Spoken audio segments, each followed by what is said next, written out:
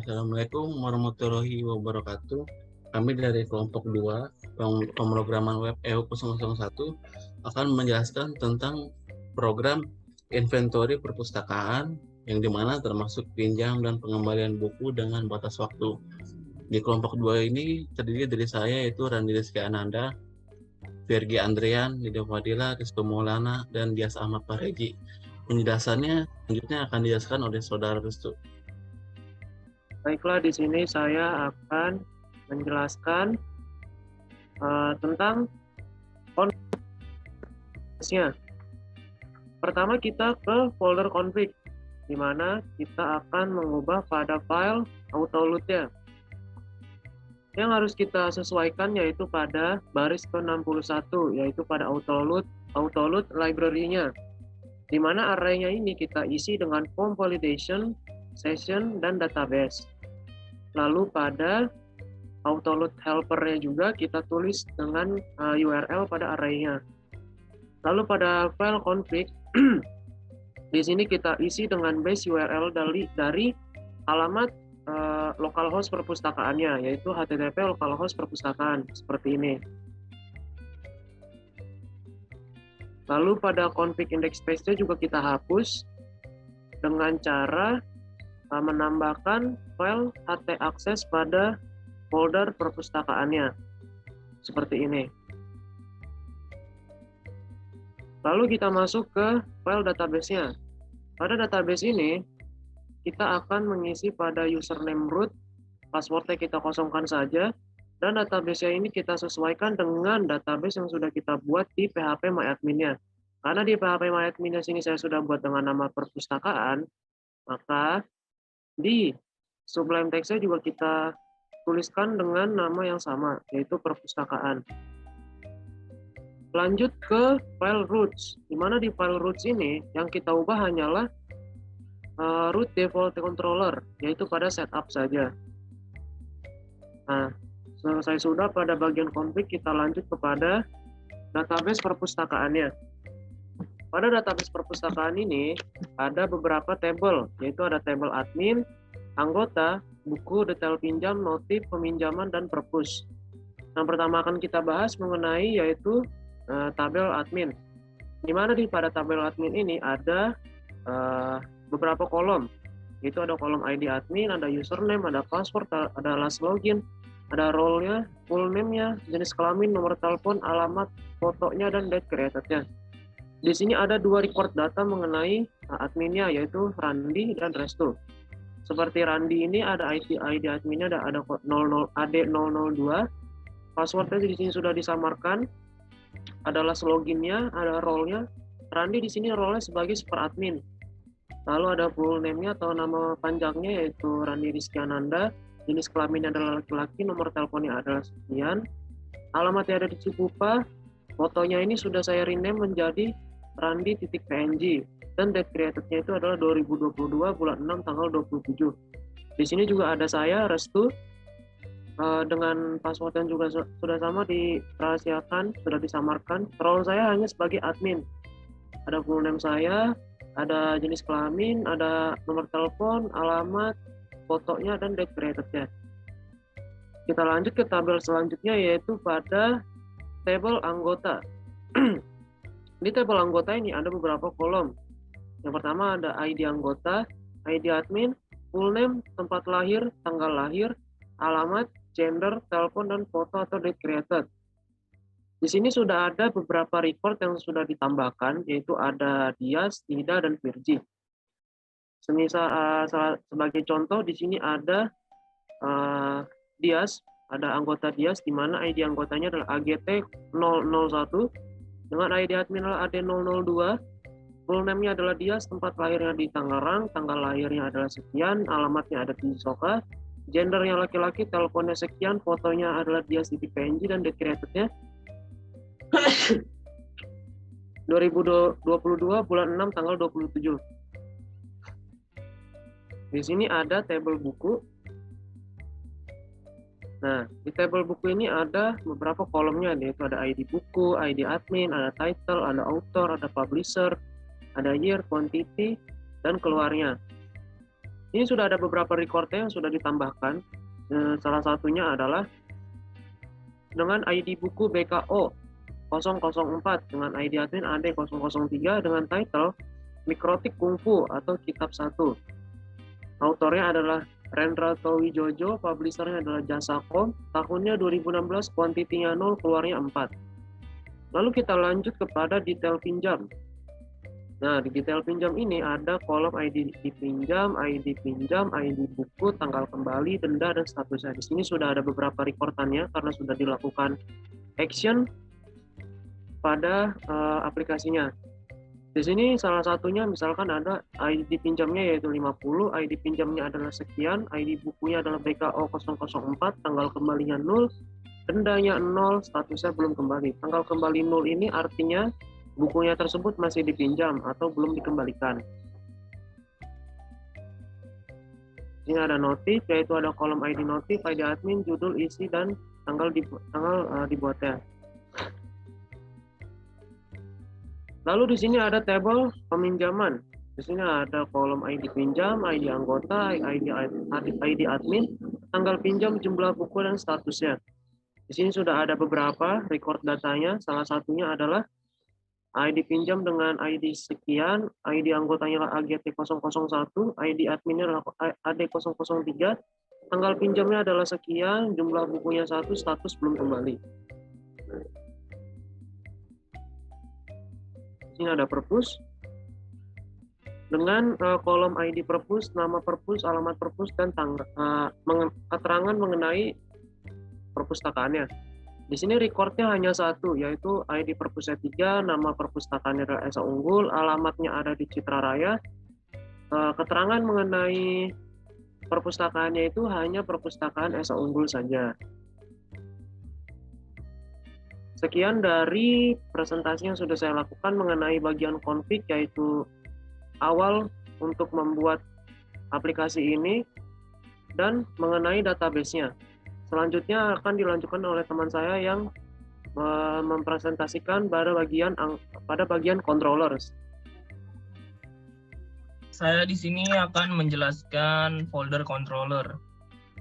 Folder controller di sini terdapat anggota,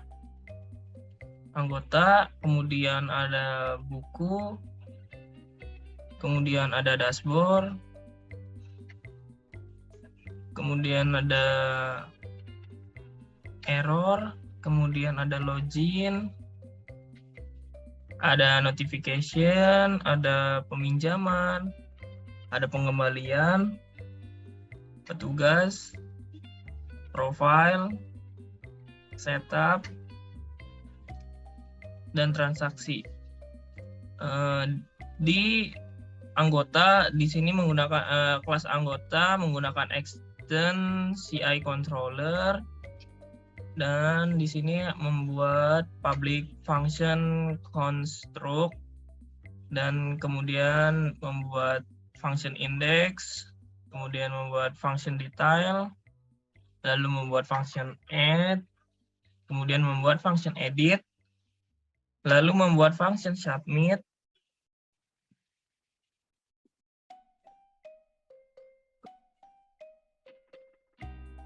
lalu membuat function submit edit, dan terakhir membuat function delete.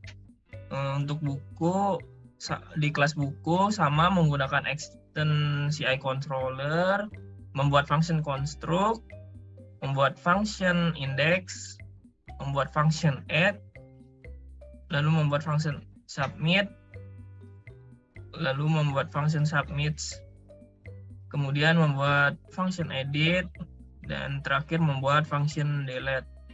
Di kelas dashboard juga menggunakan extend CI controller, membuat function construct, lalu membuat function index, kemudian membuat function logout, kemudian membuat function profile.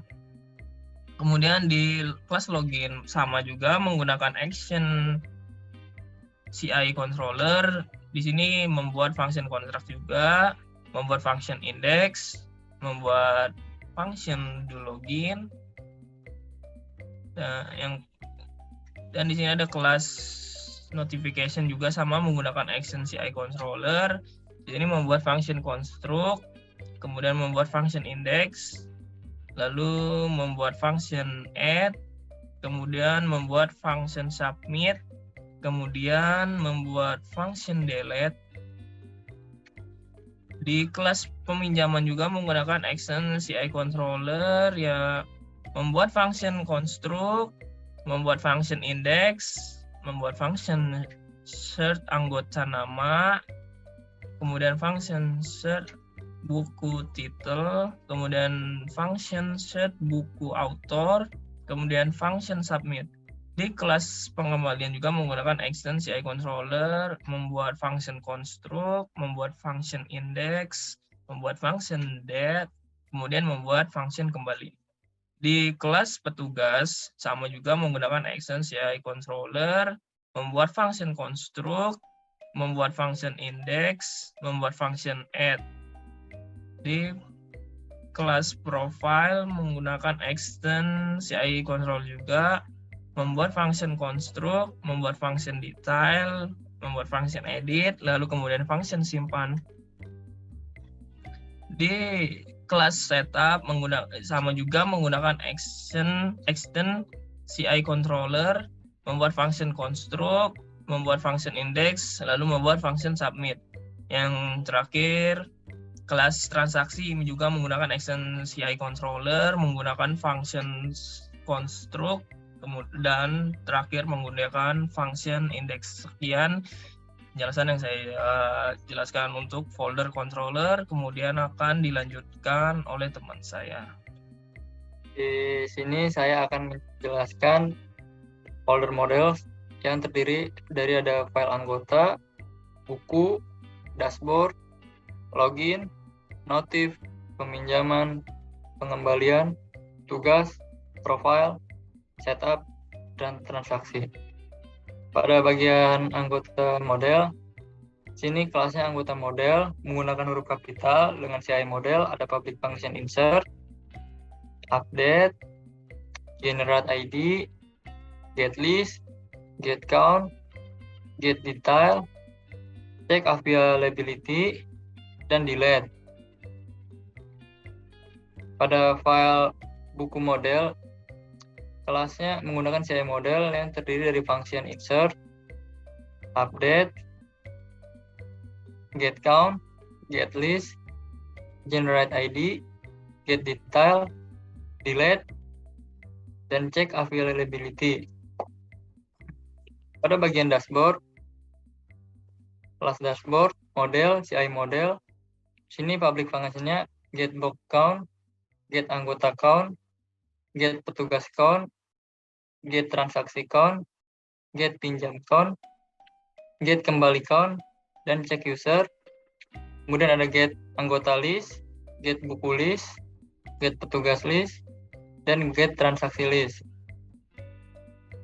Untuk bagian login, sama seperti sebelumnya, public function-nya account check, user check.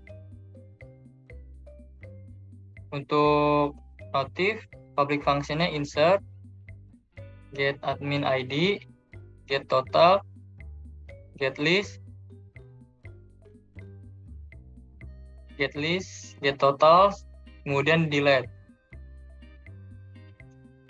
Untuk bagian peminjaman, kelas peminjaman underscore model dengan menggunakan CI model, public function-nya generate ID, get petugas, get anggota list, get buku list, cari anggota, cari judul, get petugas ID, insert. Untuk pengembalian, public function-nya get list, get count, get detail, get book, get pinjam count, get pinjam status, dan kembali. Untuk yang petugas, public function-nya yaitu get ID, username check, get list, insert, dan ada generate ID, get photo, get count, delete, get detail, check availability, dan username check. Untuk bagian profile, sini sama menggunakan CI model, public function-nya get detail dan update. Untuk setup, public function-nya check first, insert, dan generate ID. Untuk file transaksi, sama menggunakan CI model, public function-nya get total, get peminjaman, dan get pengembalian. Sekian dari saya untuk menjelaskan bagian model, selanjutnya akan dilanjutkan oleh teman saya. Di dalam file views ini terdiri anggota, di dalam file anggota terdiri kita ada add anggota view, berikut adalah tampilannya. Yang kedua ada anggota view, di sini kita dapat melihat anggota view-nya. Berikut adalah tampilannya. Yang ketiga ada detail anggota. Di detail anggota ini kita dapat melihat detail anggotanya, berikut adalah tampilannya. Yang keempat ini ada edit anggota view. Di sini kita dapat mengedit anggota view, berikut adalah tampilannya.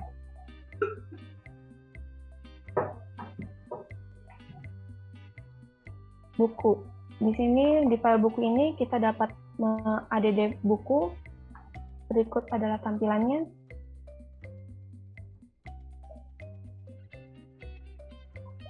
Buku view kedua, buku view di sini kita dapat tampilannya seperti ini. Yang ketiga ada edit buku, di sini kita dapat mengedit buku, berikut adalah tampilannya.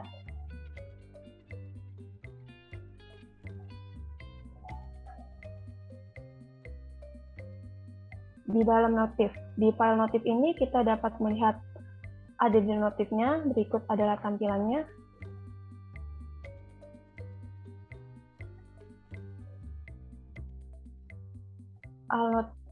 Yang kedua ada all notif view, di sini kita dapat melihat notifikasinya.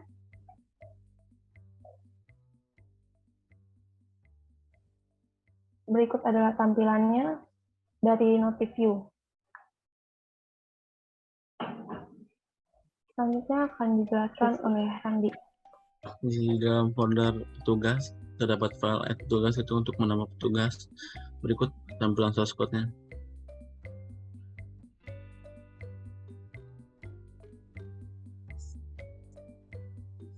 Selanjutnya ada file edit petugas untuk mengedit petugasnya. Di sini dapat dilihat code-nya.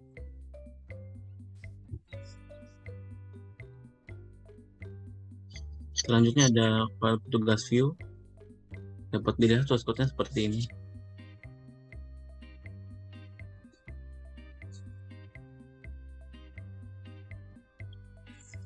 Seterusnya ada folder profile, di mana di sini ada file dari edit profile untuk mengedit profile tampilannya seperti ini.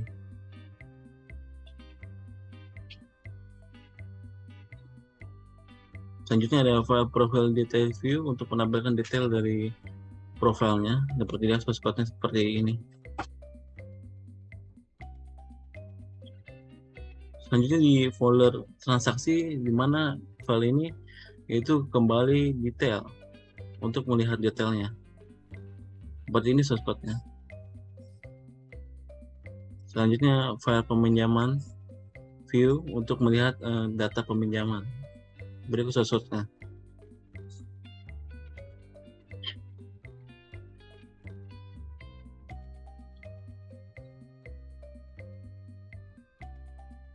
Selanjutnya di file pengembalian view untuk melihat tampilan pengembalian dari perpustakaan. Berikut tampilan source code-nya. Selanjutnya file transaksi view untuk melihat tampilan dari peminjaman dan pengembaliannya. Seperti ini tampilan source code-nya.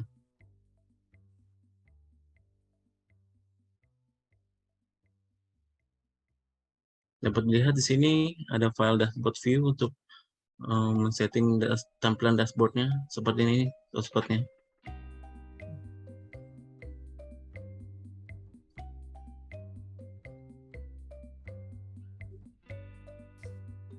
Di sini ada login view untuk men-setting tampilan loginnya. Seperti dia seperti ini.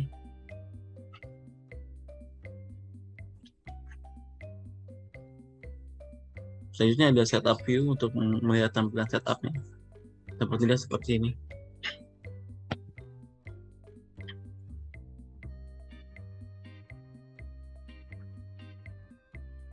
Selanjutnya di sini kami akan menjelaskan tentang aplikasi inventory perpustakaan kami, yang dimana menggunakan framework Code Igniter 3. Seperti ini tampilannya, dimana di sini adalah halaman loginnya. Ada username dan password juga. Untuk login, saya selaku super admin yaitu Randi akan mengisi username-nya dengan username Randi,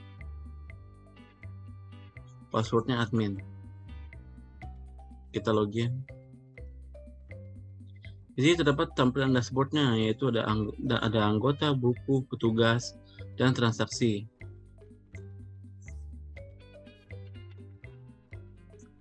Di sini juga terdapat data perpustakaannya. Di sini pada tampilan anggota kita sudah menginput 3 anggota, yaitu Nias, Nida, dan Virgi. Di dalam action anggota ini terdapat view, edit, dan delete.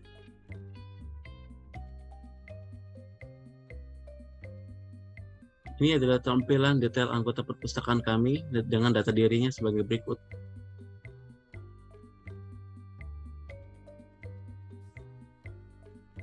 Ini adalah tampilan editnya untuk mengedit detail anggota perpustakaannya.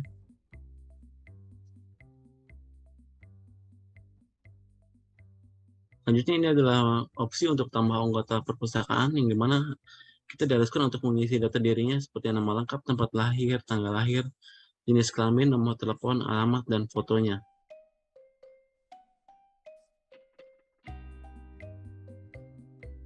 Ini adalah fitur untuk pencarian detail anggota perpustakaan kami, akan memudahkannya. Sini kita mencari Dias, maka akan muncul data dari Dias tersebut.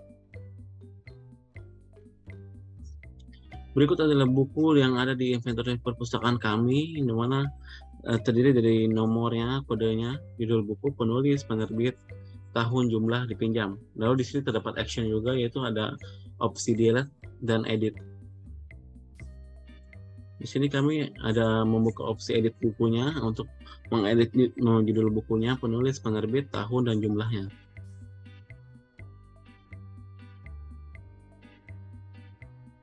Selanjutnya di sini kami juga menyediakan detail opsi tambah buku untuk menambah apabila buku baru datang ke inventory perpustakaan kami dengan memasukkan judul buku, penulis, penerbit, tahun, dan jumlah dari buku tersebut. Selanjutnya ada opsi petugas, di mana petugas di sini ada kami menginput 2, yaitu Randi dan Restu. Randi selaku admin dan Restu sebagai petugas. Di sini actionnya ada edit dan delete. Kami mengklik edit, maka akan mengedit data dari petugasnya, yaitu Randi, role-nya admin, dan username Randi. Dan tersedia juga Pak, opsi change password-nya. Di sini kami menyediakan opsi tambah petugas dengan memasukkan data dari petugas seperti nama lengkap, role-nya, username, password, dan confirm password untuk memudahkan loginnya.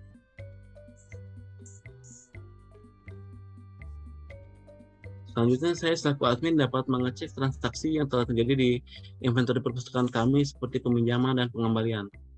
Kita dapat lihat di sini peminjaman terdapat 3 data, yaitu Dias meminjam 2 buku dengan petugas Restu dan Nida meminjam 1 buku dengan petugas Restu. Pengembaliannya di sini ada Nida pada 18 Juli 2022. Di sini juga terlihat notifikasinya. Kami dapat menginput notifikasi untuk inventory perpustakaan kami akan memudahkan apabila terjadi masalah atau notifikasi lainnya dapat diinput di sini. Selanjutnya kita log out. Di sini kita akan login dengan Restu, yaitu selaku petugasnya dengan mengisi passwordnya seperti berikut. Lalu klik login. Seperti ini tampilan dashboard dari petugasnya, yaitu Restu. Terdapat anggota, buku, peminjaman, dan pengembalian. Seperti detailnya. Di sini terdapat 3 anggota yang telah di-input oleh super admin, yaitu Dias, Nida, dan Virgi. Terdapat data dirinya juga lengkap. Selanjutnya di sini juga ada buku sama seperti super admin tadi, terdapat judulnya, penerbitnya, dan tahunnya. Seperti ini detail bukunya. Selanjutnya sebagai petugas, dia bertugas untuk menginput peminjaman dan pengembalian dari anggota perpustakaannya. Seperti ini apabila ingin menginput peminjamannya. Kita lihat anggotanya mungkin bisa diganti sebentar. ID anggotanya. Kita dapat dilihat seperti ini.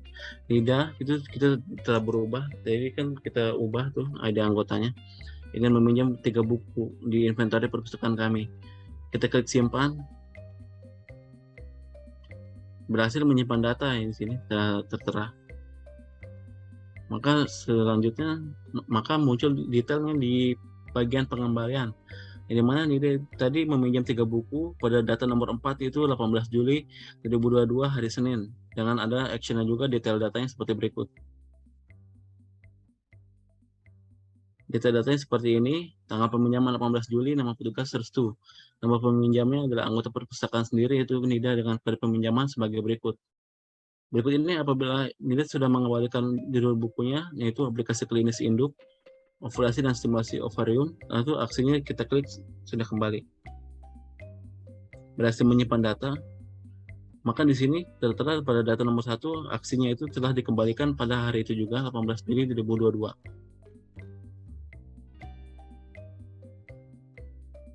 Lalunya bisa ditunjukkan untuk detail dashboardnya seperti ini. Mohon di scroll detailnya. Kita login kembali untuk memastikan datanya seperti ini, lengkap ya. Di situ ada buku, ada anggotanya, ada detail peminjaman juga di atas.